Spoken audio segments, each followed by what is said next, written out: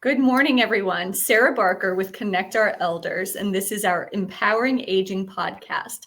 Today I have with me Melody Lynch, the founder and CEO of NorthShore Home Care, and she is going to be providing some education on coping with illness and building a positive care relationship. Thank you, Melody, for being with me today. Thank you for having me. So I love all of the information that you are consistently sharing on LinkedIn. It's highly impactful, very educational. It's the things that we need to make sure that families learn, but also senior care professionals continue to educate themselves. So I definitely appreciate your approach. Before we jump into your presentation, would you mind sharing with the audience a bit about who you are, your educational background, and why you're doing the work that you do? Sure. So I have been working in the care industry for 20 years. I started out on the front line. That gave me a tremendous experience and leverage in the industry to understand what's happening out there with direct care staff in all settings, from long-term care to home care, and what really is being said by both care providers and patients who are receiving the care and their families. Thank you. Go ahead. And you have an extensive educational background as well, supporting the experience that you've had. So you're a gerontologist. I know that you are an end-of-life doula. So you take all of this and combine it with the experience and to serve people. Okay, so without further ado, I am going to bring up your presentation deck and turn the floor over to you. Thank you. Okay, so this topic was really important to me because it's something that I feel throughout my career we've encountered a lot of issues with, and we see commonly, a lot of patients and families struggling with the new diagnosis or just an ongoing diagnosis, managing these chronic conditions, and how to have a long-term care relation or a long-term relationship with a care provider, and helping that relationship to be positive as it grows or continues on, and as the disease progresses. Chronic conditions and disease management. Most people do feel sad or down when they first receive their diagnosis. And as the diagnosis continues to advance, they often feel sad and whatnot. So people with chronic conditions are at a greater risk for having depression. And then, as you can see on my slide here, it just breaks down which diseases predispose people to have depression and what depression looks like.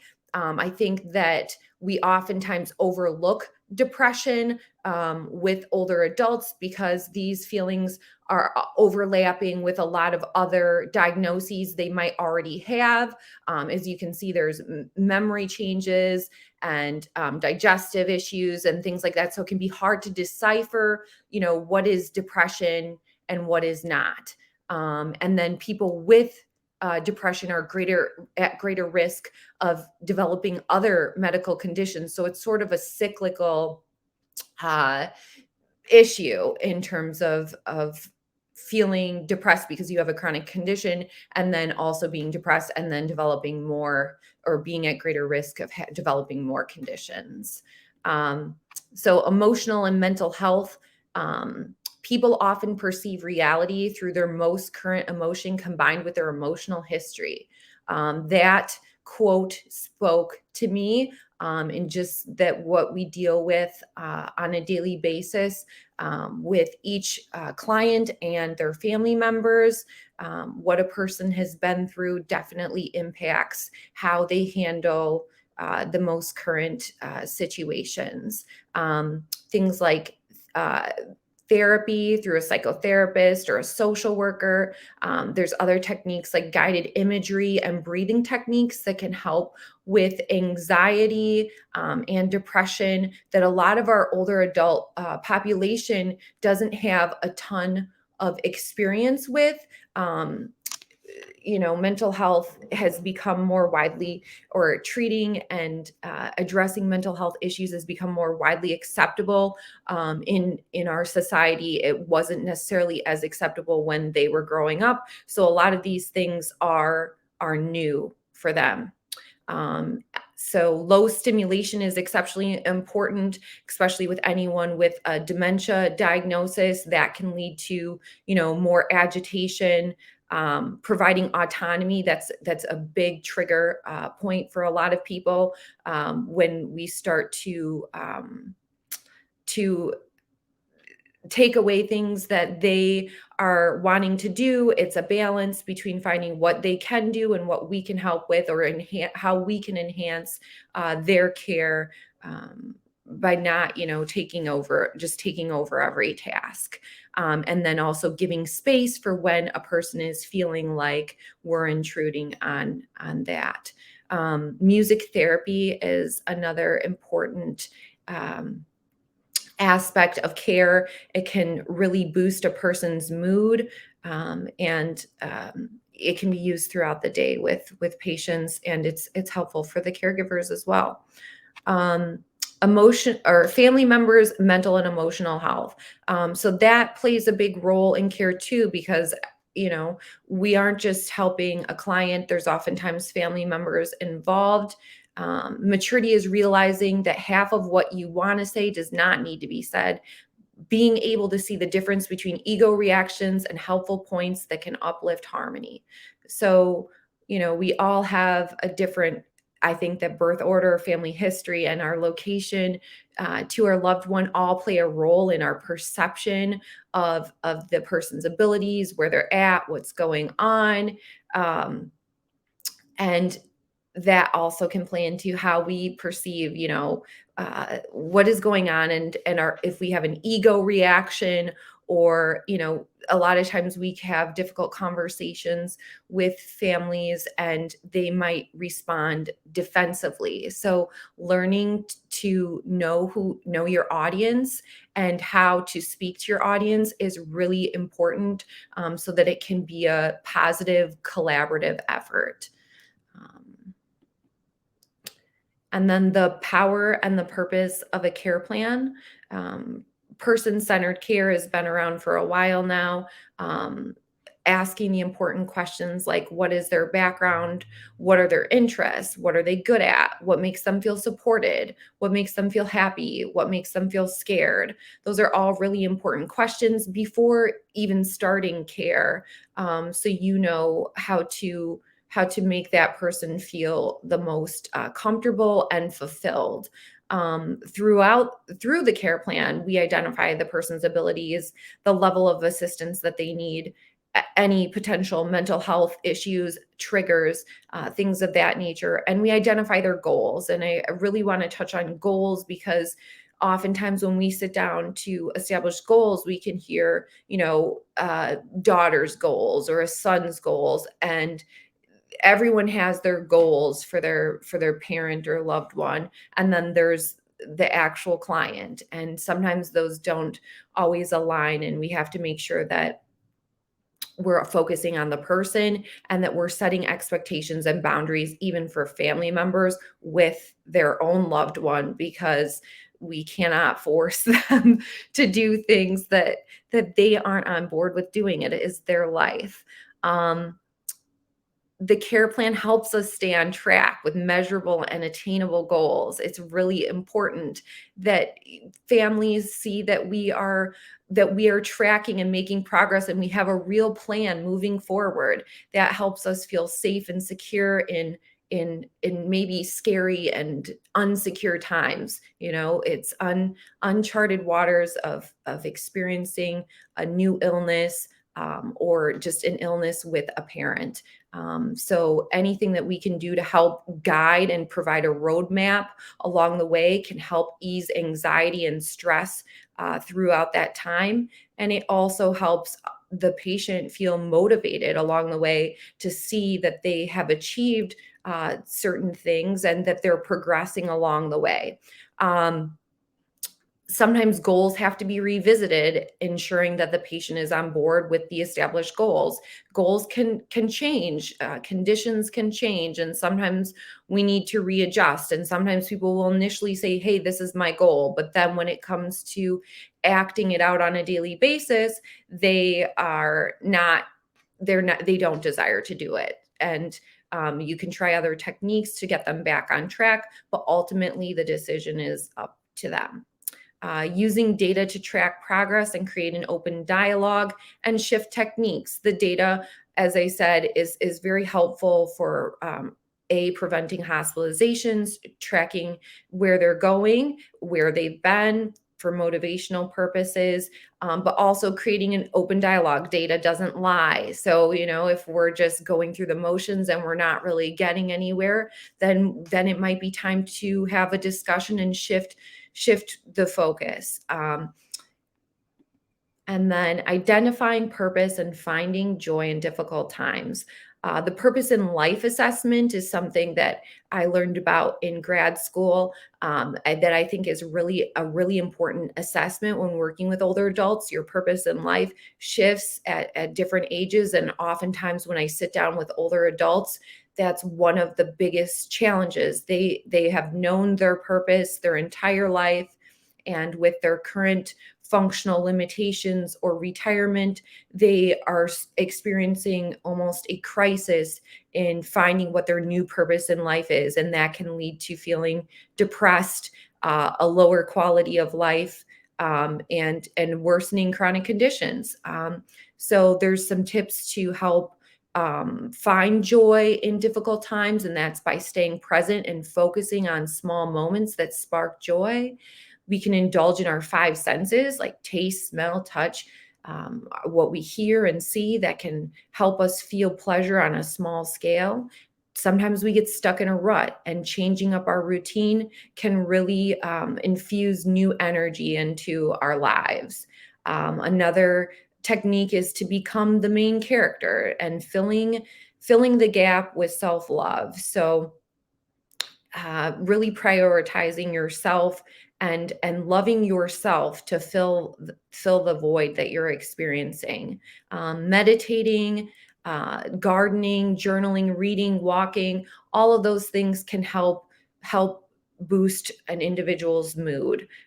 Self-care as well, sometimes just giving a person a shave or a haircut or painting their nails can help them feel better about themselves and lift their spirits.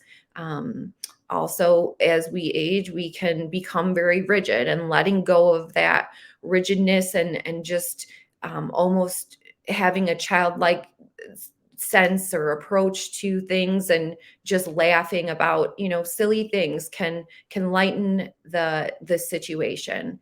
And then treating yourself, taking time to do little things, to go have a special treat or an item that they had been wanting for a long time can really ignite joy as well. So that ends my presentation. If you have any questions, feel free to ask them.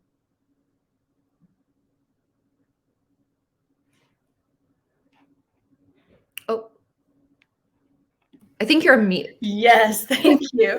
So Melody, thank you so much for that information. What do you find are typically the biggest barriers to people following that advice that you just shared? I think it's just overall our society still neglects their mental health. And especially when it's compounded by a parent being sick, they're already stretched with thinking about like managing the person's doctor's appointments, their finance, the caregivers, the caregiving company, things like that they're really focused on because they want, and control is a big aspect of this too that I didn't touch on, but that's another thing that people have to really explore their relationship with control as they go through all of this stuff, emotionally. But I would say getting therapy, like everyone needs therapy and support and time for themselves. And if they don't care for themselves, include the client, the daughter, the son, whoever's involved, then it plays into it. And then also like their relationship. We don't know walking into a home what their relationships have been, and how if they've worked through their issues, from the entire lifespan. And so a lot of those can be pulled out in these moments when someone's really sick, and it doesn't always make sense to us as care professionals. Why are we getting this kind of reaction because so and so fell today or something like that? Obviously it's very serious, but sometimes the reaction doesn't match the event that's occurring, and that causes us to step back and say, hey. So I really do believe that home care is a deep therapy type service. And I hope to see in the future, more therapy included, maybe even, therapists on staff with home care services, because it's just needed on a daily basis for people. I love that concept. And that was one of the biggest lessons that I had to learn when I first started out in the industry, because like you were describing, I would come into situations and I will admit, back when I first started, it was as if I had this judgment towards the adult child. I cannot believe that you live 20 minutes away and you don't come and visit, or, whatever it was that I had as this judgment in my mind. But then, it took about a year after being in the industry, and it dawned on me, I have no idea the nature of their relationship, what that adult child's upbringing was, all of those different dynamics, right? Mm-hmm. Now, of course, we want to make sure that we're looking for signs of elder abuse. That's a totally different story. Right. But who are we to come in and judge not knowing the years and years of history in that relationship? And so kind of taking a step back. The idea of having that therapist as part of the home care staff, do you find that you do a lot of informal therapy coaching with the adult children? Definitely. And definitely with staff too, because they need these techniques when in the home to handle situations as they come about. A certain situation might trigger an event that unfolds in the home, and Mm-hmm. There's no lead time in real time, and you have to be able to address it, diffuse it. And obviously in our current society, people are really much more easily upset, and it's impacting everyone, and it definitely impacts the home care space. So being able to have some sort of method or approach to all of this is imperative, especially just for the client, because oftentimes they might just be the person experiencing it, and the focus shifts from them to other people, and it can be damaging to them. Mm-hmm, mm-hmm. How do you find your end of life doula playing out in your home care business as you're working with your clients? The end of life doula certificate is, I think, immensely valuable, but a lot of people do not have a lot of education. When you reach death's door, a family, it's almost, again, like the last thing that they're thinking about. But it's definitely needed for emotional, mental health, and then also the person who is dying to deal with their own life and finding closure and working on projects and things of that nature. I don't think that our teams in general in healthcare are large enough and doing enough for end of life patients. It really requires an army to support people that time, and there's so many parties involved that to really reach all of them, it's challenging. What is your advice to families about being proactive in this whole process, getting educated on the resources, before the crisis happens? Yeah, I mean, I I would definitely try to research what is out there and what service can potentially, to me, what's always appealed to me is a service that can cover everything and not so many silos like there are in healthcare, and having 5 different people do your services, do different things, someone who can do a lot of things in-house for you. But the therapy aspect of things, like for instance, my own father, when he was diagnosed with end stage kidney failure, I knew, hey, I need to go to therapy to talk about how I'm going to deal with this new information. And so it starts at diagnosis, I think, for people, because you're already experiencing feelings then of loss and where is this going, and all of our unique history with our parent or loved one, and to start tackling issues then can help you feel safe and secure as things progress. And have a plan with your therapist of how to handle things moving forward that are going to give you the tools that you need so that you're in control of yourself and and things like that. So and you can be gentle with yourself too, right. Understanding, okay, I recognize this emotion that's coming up, and have some ways to cope with it. Right. So where exactly is NorthShore Home Care serving families? What geographic area? So we service Cook, Lake, DuPage, and McHenry counties. So Okay. a wide range in Illinois. In Illinois, awesome. And then, so if anybody's listening or when they watch the recording of this, what are some signs for them that perhaps they should reach out to you and have a conversation? Well, there's a wide variety. If someone's experiencing falls, memory issues, you might be finding, things in weird places in the home, phones off the hook, things that just aren't adding up, mixed up medications. We've had numerous patients, that aren't getting, families aren't catching that they're having issues until they're in the ER for medication overdoses, because they're managing their own stuff. And especially with how spread out our society is now today, we've got people who are all over the state for kids, and it can be really hard for them to be in tune with what's happening on a daily basis in the home.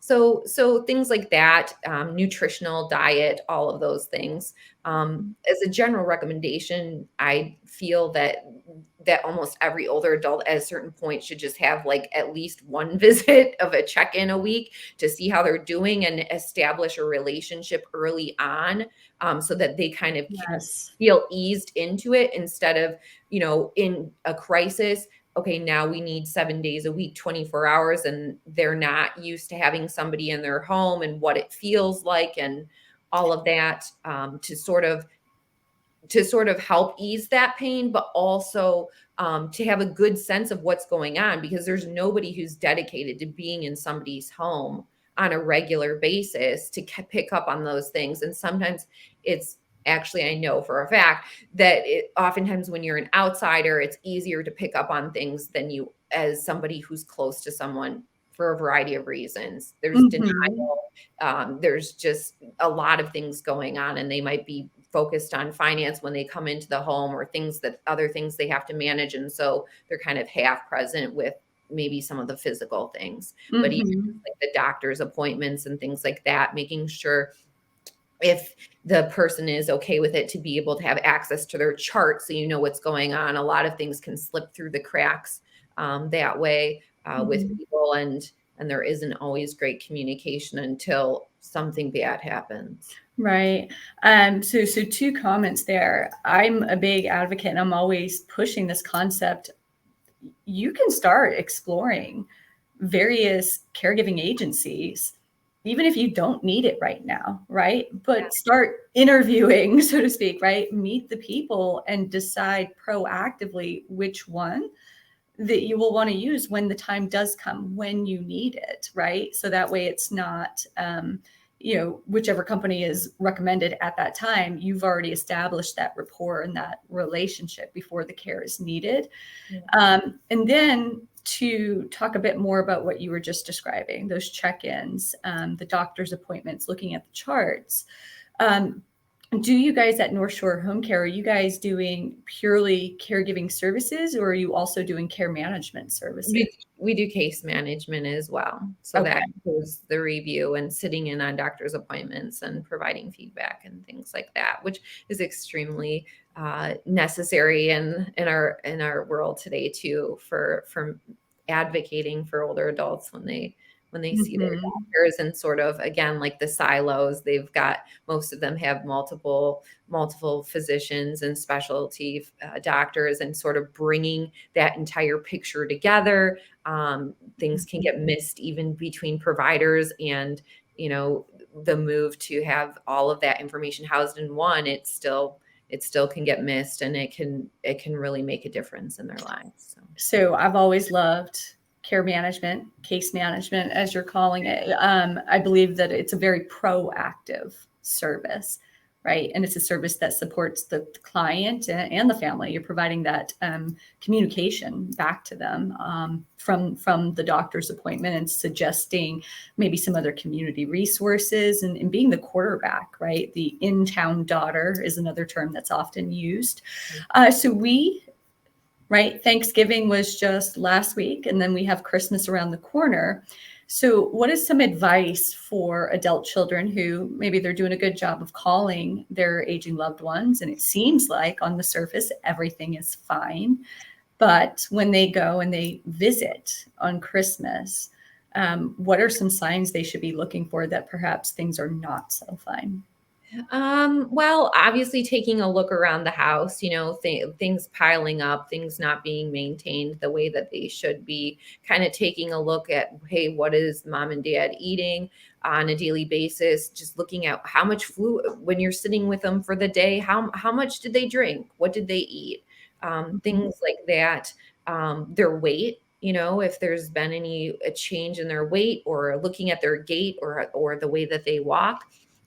Things of that nature. You can often look, hey, she's shuffling her feet a little bit, or stumbling, or struggling with that. That can often be a precursor to a fall, and those things contribute to that. As well as like driving, if they're still driving, looking at that. If they aren't able to drive anymore, that is a good first step to having, a caregiver to just drive them places, and then they can pick up on other things when working with them, and communicate, hey, this has changed now, and you can adjust pretty easily. But having conversations with them too, it's really hard to admit when you stop being able to do something the way that you used to. And some parents might be more open to having those real conversations, but it takes time to sit down and gently delve into that. So, trying to have more of those conversations coming from a place of love than a place of prescription and judgment. So that was going to be my next question for you. Any advice on how adult children can have these conversations without causing their parents or parent to feel attacked? Yeah, it's very challenging. I can tell you, as somebody who's been in the care world forever, and my sister is a nurse practitioner, we both have had to have those discussions with our own parents. And, we often, there's banter between us about how difficult those conversations can be, even from people that are experts in the industry. There's no perfect solution, and every parent's different, and every parent-child relationship is different. Sometimes, if it isn't, we're going well with one child, to have the other sibling do it, that can help. Everyone has their own style, but always, to make them feel autonomous is key, that it's coming from a place of help and love and support, and not a place of I'm forcing you to do this or that, because no one wants to feel like that.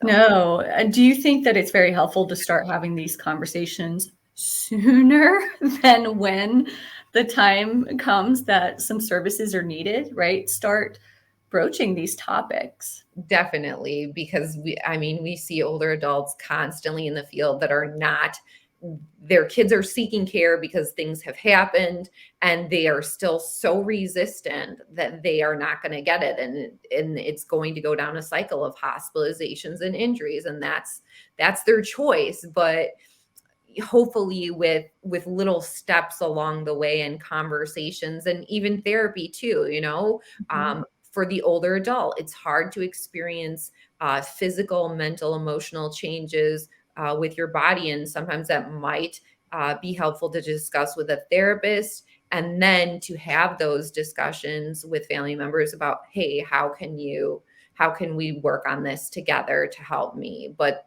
first, it starts from within them to really cope with the changes that are taking place. And presenting the conversations in a way where they feel as though they are a participant in the conversation, I think. And giving choices too, like I'm really happy to see a lot more families saying, hey, mom, you decide who you want as a caregiver. You met these 3 people and you pick who you want. And I love that, because they should be very happy and comfortable with the person and feel like they are in control of their lives. There's still some, depending on what condition they have, they might still need guidance with some of that. But trying to provide choices along the way can help them feel like they're more in charge. Right. And I think that's enormous at that point in life, because many times their world is getting smaller and smaller, and they're losing less autonomy, control, and other aspects of life, right? So I've often said to families, right, what I'm here to provide you is I'm not here to take your independence away. We're here to facilitate your independence for as long as possible, right? We want you to be a part of this process, right? Part of the decision-making process. So Melody, if somebody would like to learn more about you, NorthShore Home Care, how can they get in touch with you?